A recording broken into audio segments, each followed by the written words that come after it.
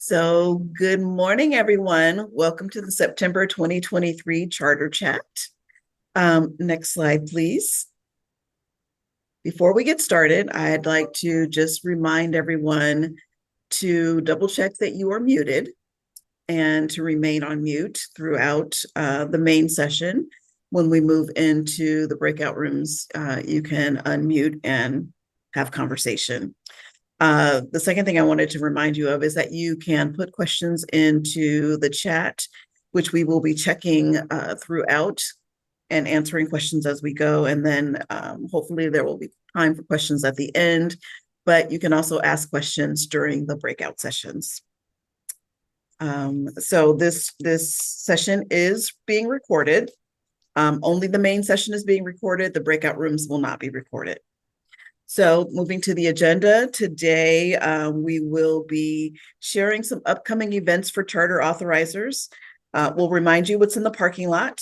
We will review questions from the field and or from the August charter chat. We'll discuss some legislative and I think we have some SBE updates, and we will share hot topics for program and fiscal. Next slide, please. So I'm Mifala Fairley. I'm the executive director of the Santa Clara County Office of Education. And if you have joined us before, you know that CASI is a collaboration among the California Department of Education, as well as CCAP and SCCOE, and the rest of our team is on the slide. And if you are on the team, just give everyone a wave. Next slide, please. Our other partners are also here. Tom and Dave, can you give folks a wave? And then I'd also like to mention that Allison Ball, our partner from the CDE, is here. Allison, can you wave? Thanks. Okay, so we're going to turn this over to Tom to talk about upcoming CASI events. Well, good morning, everybody. We've got some things coming up. In addition to our monthly charter chats, we have, as you know, we offer some regional trainings every quarter. Sometimes, on occasion, we've only had a virtual one, like in the summer, where we're pretty sure people won't want to gather.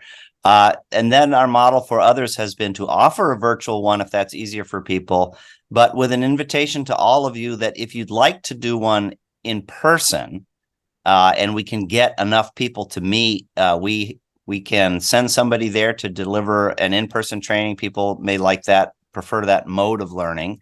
And so the window for this next quarterly training next month, which is about engagement and oversight of charter school boards, is from late October to early November.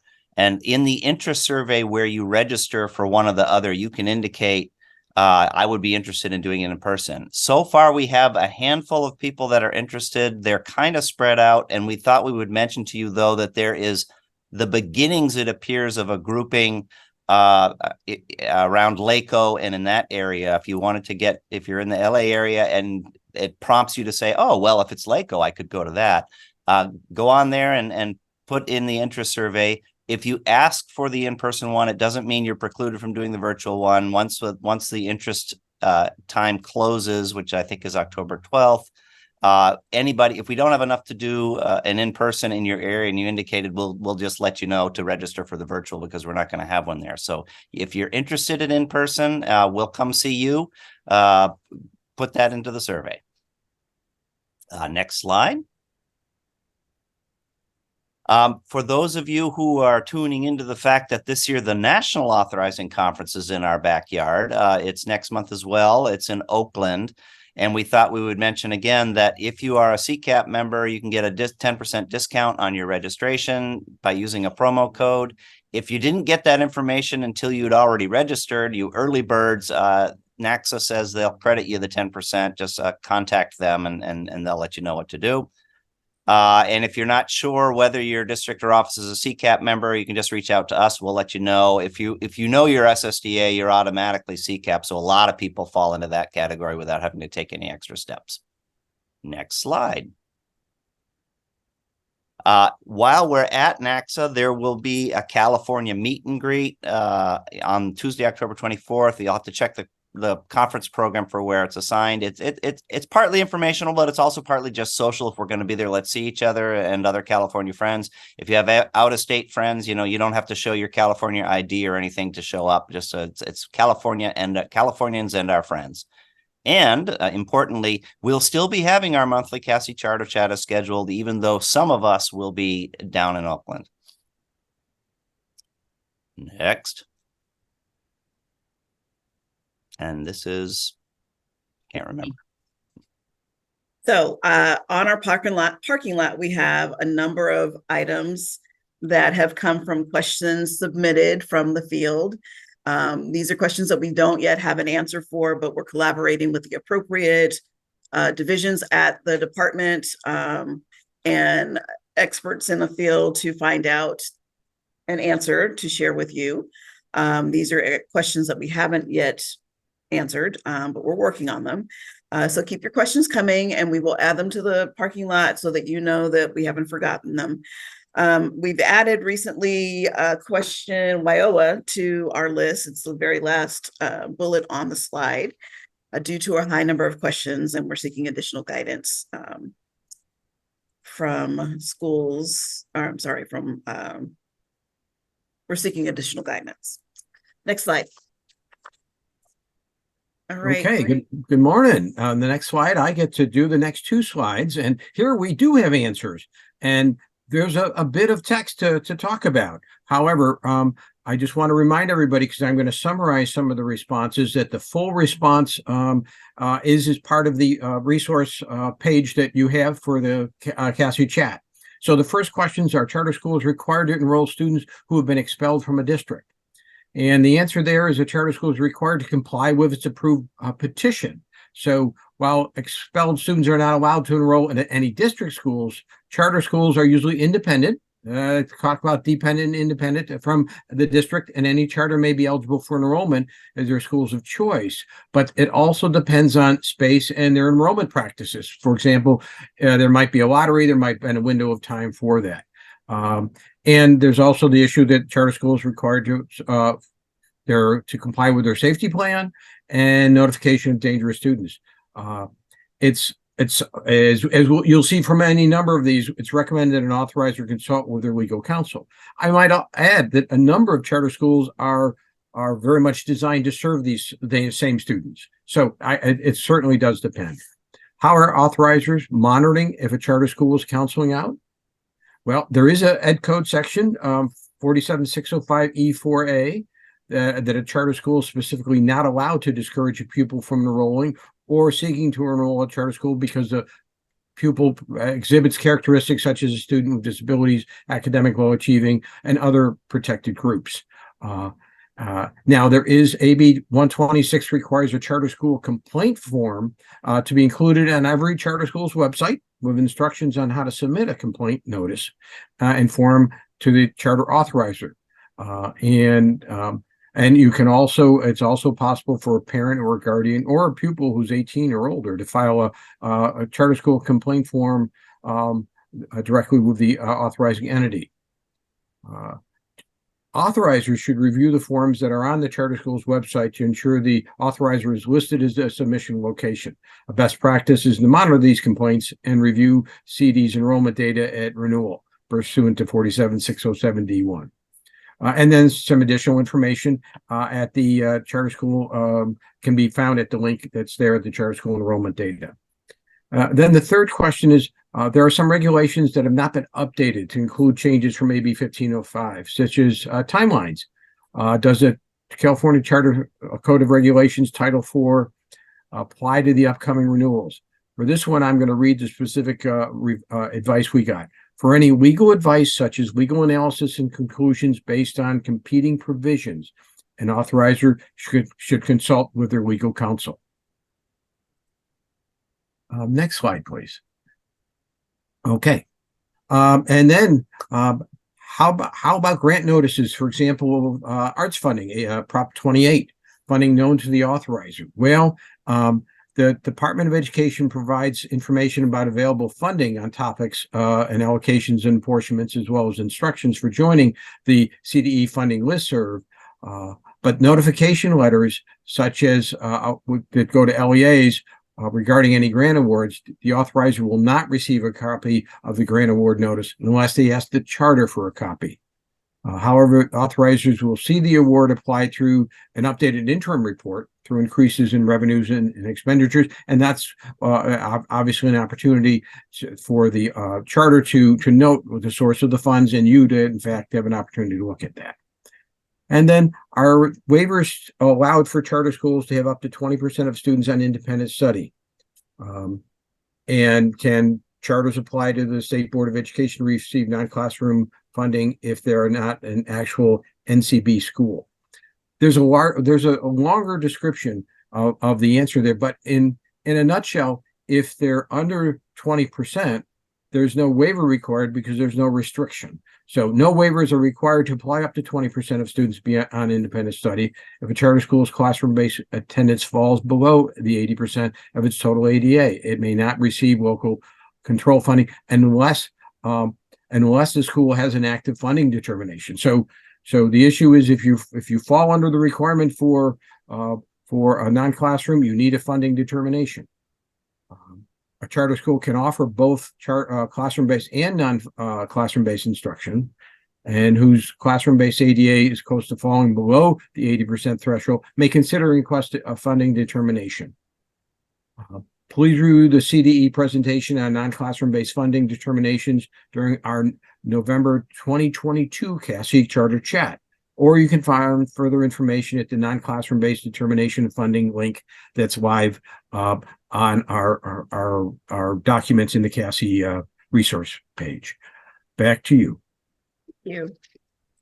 So we're gonna pause here for a second just to talk about and prepare for the breakout rooms. And I love it that some people have already renumbered themselves, but I want to just announce today that we are not going to be numbering ourselves today.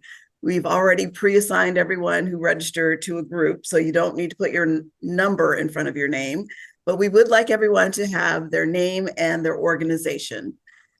So you can see here on the slide that I have my name and followed by Santa Clara COE, which is my organization. So if you would please do that, we would appreciate it. When you registered, you had to say whether you wanted to be in the Northern group or the Southern group, or if you were a non-authorizer partner, or if you were in the Central group. So that is what we're doing today. You do not need to number, but we would love to have the name of your organization following your name. Next slide, please. All right, so I get to start with the legislative updates. On Thursday, September 4th, that was the last day to get bills moved out of the respective houses and submitted to the governor for signature. So Governor Newsom has until October 14th in which to sign or veto bills which were passed by the legislature and in his possession after September 14th. So should the governor sign these bills, they will take effect on January 1st, 2024, as none of the bills are urgency bills. So since he's signing things on a daily basis at this moment, I don't have any further updates until we get the notifications that things have been signed. Next slide, please. So I believe SB 10 has been signed, but I'm not going to say that out loud because I don't remember. Next slide. I will say, however, that SB 141, which is the Education Cleanup Trailer Bill, has already been signed. And it was signed on September 13th, and this bill took effect immediately. While it cleans up some items, there will be additional Education Trailer Bill cleanup language and bills going through. So this SB 141 covered it included Early Education Act, Learning Recovery Emergency Fund, administrator and teacher ratios, expanded learning opportunities program, and it revised how the 10-to-1 adult pupil ratio is calculated in transitional kindergarten. And next slide. Over to you, Tom. So we did have a state board meeting this month. The link to the information is there. The next one's in January. On the agenda was an appeal of a denial of a petition that went through both LAUSD and LACO, in which they were addressing how LAUSD has approached the community impact part of the analysis. That was one of a bunch of issues in there. I would just commend to you, maybe take a look at the department's memorandum to the board, just because it laid that stuff out, and it did address some of the things that are relatively newer in the petition process. And it'd be just as by way of example to see how that one played out, again, with the new deferential standard for petitions for appeals to the board as well.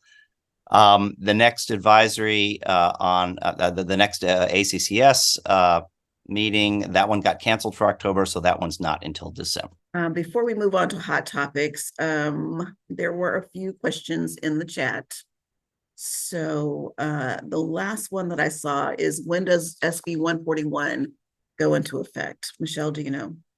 Yeah, it already took effect. It was signed upon signature. It took effect. So on September 13th, when the governor signed it, it already went into law.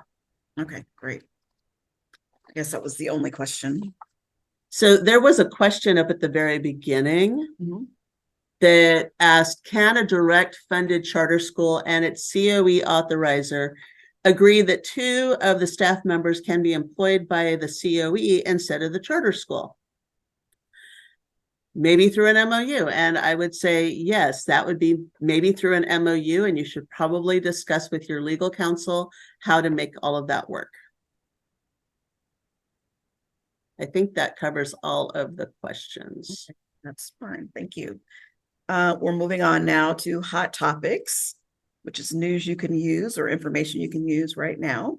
And we're going to start on the next slide with Michelle and Matt talking about some programmatic oversight issues. Thank you. I'll take this slide. So comprehensive school safety plan reviews, Ed Code, excuse me, Section 32281A requires every kindergarten through grade 12 school, including charter, community, and court schools, to develop and maintain a comprehensive site safety plan designed to address campus risks, prepare for emergencies, and create a safe, secure learning environment for students and school personnel. Education Code Section 32288 requires each school to forward its comprehensive school safety plan to the school district or county office of education for approval. The CDE recommends the plan be approved by the district or the county office of education at the next board meeting after adoption, or as soon as practical before October 15th. Each school district or county office of education must annually notify the department by October 15th of any schools that have not complied with Education Code Section 32281. Additional information related to AB 1747 requirements and best practices are available on the resource page. The Charter School Annual Update file, the 2023-24 Charter School Annual Update has closed. All data reported by participating charter schools is available at the Charter School Annual Information Update webpage. This self-reported data collection includes 12 fields. Newer updated fields for the 2023-24 fiscal year include the following: early and middle college high school, exclusive partnership, and organizational type.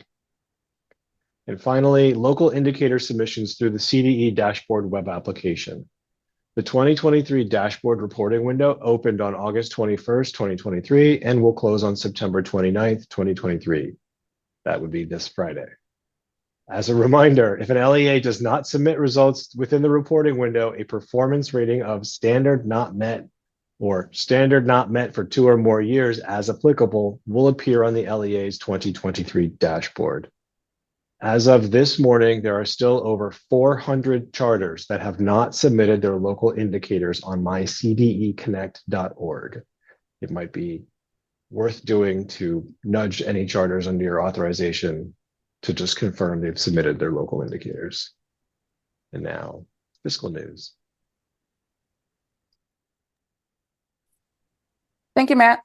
So today's fiscal oversight hot topics includes reminders of upcoming deadlines, starting with the CalPAD Census Day, Please note that the official submission window for Fall 1 census data or attendance data is October 4th through December 15th. As a reminder, one of the importance of Fall 1 attendance data is unduplicated counts calculation for the purposes of LCFF concentration and supplemental grant funding. The next topic is Charter 20-day attendance report. Pursuant of Education Code 47652, charter schools that submitted a 23-24 pupil estimates for new or significantly expanding charter or PENSIC report must also complete the 20-day attendance report. The fiscal year 23-24 charter 20-day attendance report and the signed certification are both due to the CDE by October 31st, 2023. And now passing it to Shalou. Thank you, Cynthia. So I will walk you over the next 2 points, which is unaudited actuals and some key takeaways from our review of unaudited actuals through the SACS web system. By this time, charter schools should have already submitted to their authorizing agencies the unaudited actual report, which was due September 15, 2023. So once the unaudited actual report is received, the district authorizers should review and submit the unaudited actuals report to their county offices for review and submission to CDE. The county office must promote the unaudited actuals to CDE no later than October 15 of 2023. We want to share some key takeaways from our review of unaudited actuals in the web system. As of our review of 2022-23 unaudited actuals in the SACS web system, the unaudited data set review process, please rerun the technical review checklist, which is also called as the TRCs, and ensure all TRCs are passed and that any warning error messages have an explanation with sufficient details to promote to CDE. One item to note, in the fund balance and net position section, even though the charter school data set passed the fatal technical review, which is fatal TRC for the current year beginning balance, matching the prior year ending balance reported to CDE, but the system does not verify that the adjusted beginning fund balance matches the audit report. It is recommended that this is reviewed prior to promoting this data set to CDE. Next slide, please. Back to you, Mifla. Thank you.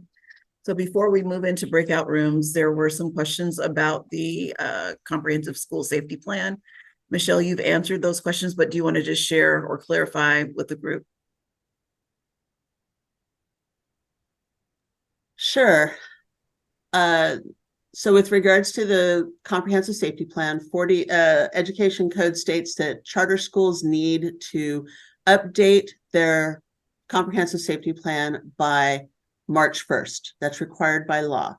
However, the review and notification to the CDE that all the LEAs are compliant happens by October 15th. So as an authorizer, you have from March 1st to October 15th to review those documents to make sure that things are compliant.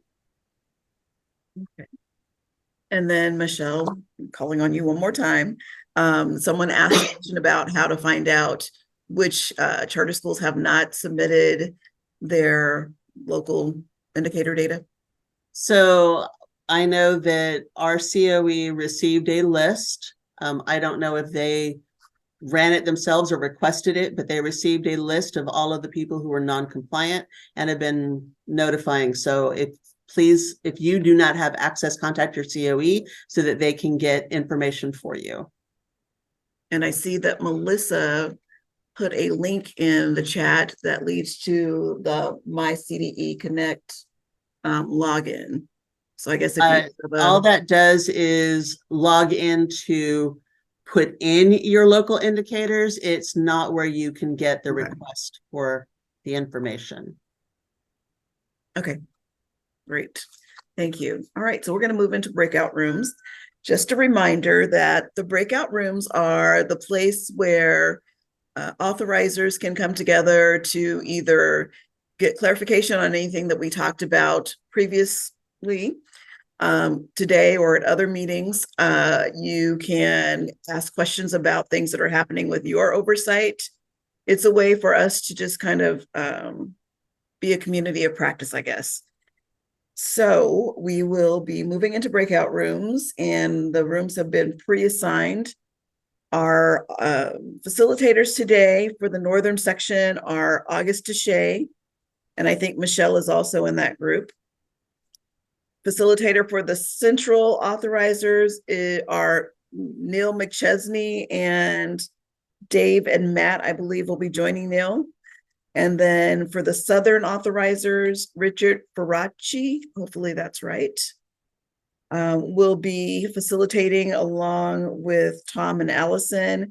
And then for our non-authorizing partners, I will be facilitating along with someone, I'm not sure who, someone else will be joining us in that group. So facilitators, please make sure that you grab the Jamboard link now before we move into breakout sessions. And scroll to the right slide so you can take notes there.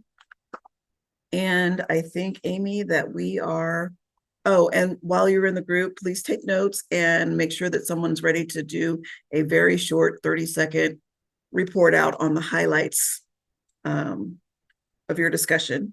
And then Amy, I think we're ready to go. Okay, I think it looks like everyone's back. Do we have time for a short report out? I think we do.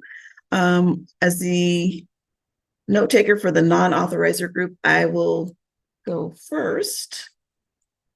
We talked about several things. I think one of the most interesting for me personally was the use of artificial intelligence to capture notes and thoughts of our educational partners around input for the LCAPs, because we were having a conversation about what resources exist to support charter schools and improving their LCAPs. And it came up that there is a big push among some groups to make sure that that charter schools are engaging educational partners to provide more input on the LCAP. And then we started talking about the use of AI to do that, which I think is very interesting. We also had a question about the use of cell phones and at schools and whether or not they're collected sometime during the day and then given back to the students at the end of the day. And then there was some discussion around a recent EdSource article about LA Unified potentially not allowing charter schools to co-locate with some of their district schools, like alternative schools, et cetera. Okay. August, do you want to go next? So actually, I'm going to share. August did a great job of putting together all of our notes, but for the Northern Room, we talked about everything from Prop 39, Williams, just some basic stuff with regards to how do you stay ahead of all the deadlines and what are all the different resources available with CASI. And then there was a really great question about if a charter wants to change authorizers and how can you do so. That one was a one-off, but it was a good conversation. Okay. And was our Northern group? No, that was Northern. Rick, I'm looking at you, so why don't you go next? Sure. We chatted about a lot of different things. We started talking about TK and the new 10-to-1 ratio. Then we had a little conversation about initial petitions, any new petitions coming in, and discussed a little bit about hybrid and the moratorium. We also chatted about the new Prop 39 vote from LAUSD for the community schools and co-location. And then finally, we rounded out the conversation with chatting about site visits some things to look at, like immunizations, looking at random student files, and then talking about CalSAS and how it's a year behind, and how finding a revoked credential a year behind because the CalSAS is reported from the previous year, and how to stay current on revoked credentials. You guys covered a lot of ground. Neil. Good morning. Right. So we had equally complex and kind of diverse conversations in our group. There were questions about LCAP reviews and authority to mandate changes if merited, material revision analysis and community impact. There were some questions about WIOA and the WIOA exception as it pertains to site locations. But I think maybe the most maybe urgent and shared questions and concerns were around safety plans and some of the information that was shared earlier in this presentation. Specifically, what does it really mean, or what is the requirement for an authorizer in terms of approval, quote unquote, of a safety plan? What does that approval need to look like if in fact there is a requirement, and how does the CDE reporting happen if there's a missing or absent plan? So more clarification around the process and what exactly is required. There's some concern around the use of the word approval, given that I think an authorizer might feel like they take on some liability if they approve a safety plan of a charter school in any kind of formal capacity. And then given that there's an impending deadline coming up here in October, and some of us are not quite clear on what our reporting obligations are, some clarification around that. Okay. And just so that we can follow up, did you make sure that got? All of that is very carefully recorded in the Jamboard. Fantastic. Thank you. All right. Next slide, please. And we are going to move on to Michelle, reminding folks about our meeting, our feedback survey. So we do want to hear your feedback. There is a link now in the chat. Please give us your feedback. And as for just a quick reminder that on the CSPP, or the Comprehensive Safety Plan, it's a passive approval, essentially. CDE only needs to be notified if the charter school comprehensive safety plan is incomplete. It is submitted by March 1st. You have, as the authorizer, have until October 15th to review it. And then by October 15th, you notify the CDE if it is incomplete or not done. If there is no notification, then CDE assumes that the comprehensive safety plan is done. I hope that helped clarify a bit more. All right, great. So take some time, please, to access the feedback survey, which I believe the link to is in our chat. And we'll take some questions now before we wrap up with some upcoming CASI events. Does anyone have a question? You can just come off mute and ask your question if you have one. And Tom, while folks are thinking of questions or deciding if they want to ask a question, could we go to the next slide and have you talk about upcoming events? Yeah, so again, we will be having our monthly charter chat as scheduled, although some of us may be at NACSA. Don't worry about that. In addition to the quarterly trainings that we have on offer, we're kind of at the phase in our CASI implementation where if you have a topic that you would like an in-person training on that isn't the quarterly selected topic, like this time it's engaging charter school boards, reach out to us. We can do an authorizing 101 workshop or fiscal 101 workshop. We may be able to do it in person. We may be able to beam it in virtually. So if you've got a training in your organization or with you and some nearby organizations that you'd like to see if you could get some CASI support, let us know and we'll see if we can work something out. Next slide. Again, here's the information which we already did at the beginning of the webinar about the quarterly regional trainings. There is the virtual one available. You can sign up for an in-person one, and we'll see if we've got enough people to pull one together. And if not, you can always do the virtual one. It won't be too late. Next. So there's other charter authorizer events going on that aren't CASI, and we flagged a few of them here. CCAP, we're starting a webinar series on some of the progress assessments that are on the verified data list. The first one that we're going to do is next week. It's on MAP, NWEA. For some of you who were at the CCAP conference, we had a session on that. If you weren't able to make it, it was a good way to engage not only the sort of general representatives of the tool, but they brought one of their real, their real data gurus to kind of pick things apart if you have questions. So the first one is next week, and stay tuned. We're looking at trying to do one on core, one on iReady, some of the main ones. The Charter Authorizer Connection, professional learning, other things going on. There's the San Diego County data team has something coming up where they'll talk to you about creating a data dashboard and telling data story. There's a link there. Next slide. There's some more in that grouping. There's one coming up in January. Stay tuned for the details, but just to have it on your radar, Charter School Governance Oversight with FCMAT and NCSI, which is the national group out of Michigan. And then they've got one coming up in May, scheduled already on renewal. So stay tuned for those as well. And I think we can probably, in the resources page on CASI, if you can find them, we'll repeat that information there.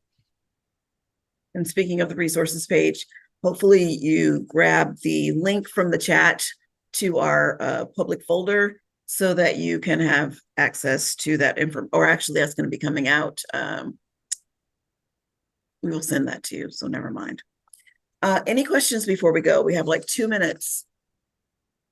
Oh, there's one more slide on the CCAP conference. Oh, there is. Okay. Oh, yes, we mustn't forget that.